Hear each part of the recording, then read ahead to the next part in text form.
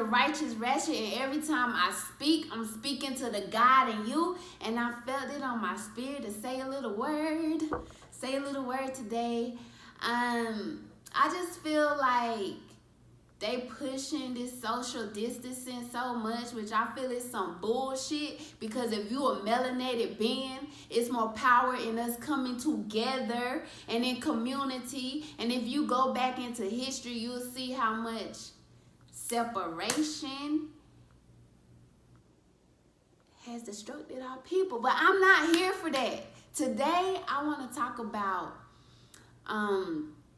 emotional eating. I feel like a lot of us are just beginning in our spiritual journey. Even if you all the way at the top of the mountain, it's always something new to learn. I just feel like a lot of us feel that we have to go along our spiritual journey alone, and you don't. Grab my hand, sis. Grab my hand, bro. You don't have to go through it alone. So I just want to share my journey, and one of the things that's been a big hurdle for me to jump is emotional eating. I've been dealing with emotional eating for so many years, and I didn't even realize I was doing it until now when I started awakening. So for anyone who isn't familiar, a lot of times we're reaching for food, we feeding our face, we eating more than what we really need because we're satiating emotions. We're satiating feelings. We're trying to push down traumas that we don't even want to deal with. It's nothing about appetite. It's nothing about, oh, you really hungry. Sometimes it's really like, damn, I don't want to feel this shit right now. I want to damn eat some shit, go to sleep, and not even deal with it. I don't want to cry. I don't want to do none of that. I don't want to feel none of that shit. So I'm about to eat until I can't feel. And what I've learned along my journey is that you could really see like what's hindering you, what's bothering you, what you pushing down, even if it's subconsciously, by what foods you're craving. So for instance, if you're craving bread satiates insecurities, it satiates dissatisfaction, it satiates disappointments. And for me personally, because I ain't going to talk about nobody else before I talk about myself, I used to be walking by the bread in the kitchen, reaching in every time, get the bread, eat it. And when I think back to it, like, damn, I really was insecure back then. Like, I wouldn't even look in a mirror when I walked by it. So, yeah, that's something to look at. If you're reaching for bread all the time, that's something to look at. Chewy. If the cravings you have is mostly chewy, the thing that, oh, I gotta have that. If it's something chewy, then chewy snacks relieve stress, they relieve tension, they signify a need to slow down. Like maybe you're moving fast in some things and you just need to take a second, be still, let peace be. Another thing, creamy.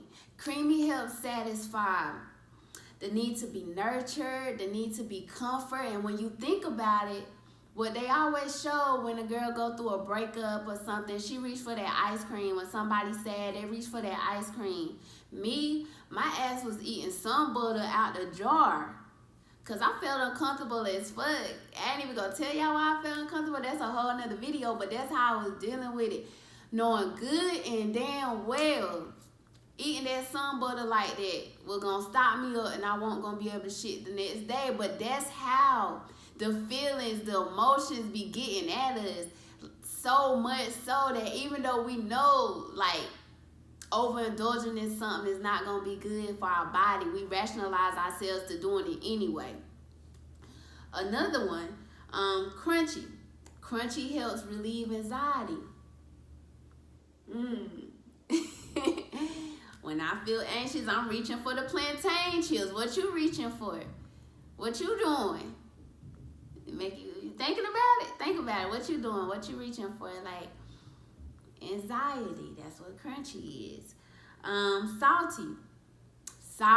Salty redirects anger and frustration. I don't mean to be clapping my hands like that, but I be so excited. But salty redirects anger and frustration. And when you think about it, I don't know about y'all, but the neck of the woods I'm from, it's a lot of salt in our food, in my community. And if you think about it, black people got a lot of shit to be mad for. So it makes sense. It makes sense. Like, and our people, we repress a lot of things sometimes instead of letting it back. And you gotta look at that. Generations and generations and generations of shit built up. So salt, look into that. Sugary. If you craving sugar, that's to satiate the need to be loved, to give and receive love, to want love. And that's a big one. A lot of us are addicted to sugar and we don't even know it. We're not even realizing it because it's been such a norm, presented as such a norm to us. But all that processed sugar, white sugar, I don't care if it's brown sugar, none of that shit is good for you like that. I knew I had a problem. I'm going to tell y'all when I knew I had a problem with sugar, so you know you're not alone. Like I told my peoples, my soul tribe, I'm not going to be eating sugar no more. But I was in a situation where, an unstable situation. So I'm in the back of my car and my people's outside the car. I don't want them to know that I'm eating cookies, but I still gotta eat the cookies. They was vegan cookies, but I'm bent down in my car like eating the cookies, and I'm looking outside my body like, yo, you really doing some crackhead shit right now. This is really what you're doing behind a cookie? So a lot of times we don't even realize what's taking control of our mind. It's emotions. Also, it's parasites. Sugar feeds parasites. The bread feeds certain parasites. And those parasites inside your body got a mind of their own. Every living being got every living organism has a consciousness. So sometimes that's that. The parasites inside your body feed me, feed me, feed me. And the only way to get rid of that is to starve them.